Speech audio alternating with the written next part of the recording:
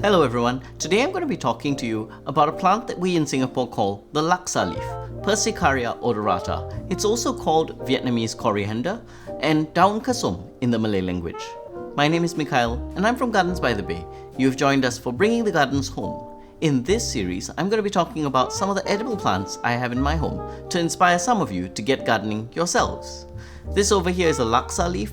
It's really easy to grow. It grows all over Southeast Asia, so as long as you keep it nice and hot and humid, it will grow well for you.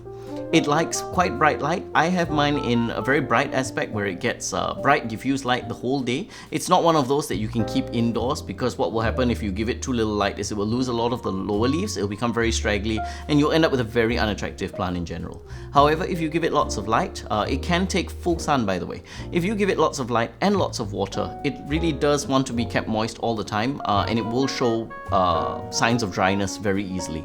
As long as you keep these two conditions, it will grow very well for you, which is good for me because I like using it in laksa. In fact, the 2 bowls of laksa that I will make later will probably use 15, 20, 25 leaves of this plant.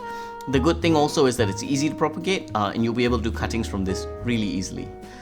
We in Singapore use this for laksa. It's used as the top garnish kind of thing on top of the laksa and it makes all the difference in the dish. If you get it in stores, sometimes you get a dry laksa leaf and I get very disappointed whenever I eat dry laksa leaf. It doesn't have the same refreshing aromatic flavor that the fresh laksa leaf gives you. The Vietnamese use this plant in a different way. They use it in salads as well as an accompaniment to their noodle dish, pho.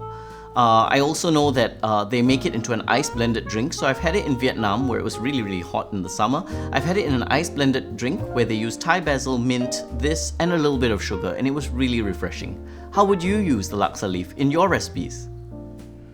Laksa is one of my favorite dishes to cook whenever we have people coming over. It gives me enough work to do in the kitchen to feel like I've done real cooking when actually most of the work was done by the packet mix. It also gives me a chance to showcase some of the herbs I have in my garden, such as this Laksa leaf over here. Earlier, I chopped the Laksa leaf finely so that I can use this as a garnish on top of the Laksa after the gravy's gone in. This makes all the difference to the dish. The dry Laksa leaf just doesn't cut it. There's nothing more refreshing than the fresh Laksa leaf in your mouth when you have a bowl of Laksa. All we have left to do is to pour the gravy on and then garnish with the Laksa leaves. I'll try and do that now.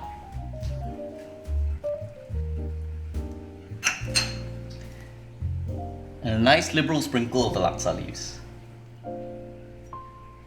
Perfect.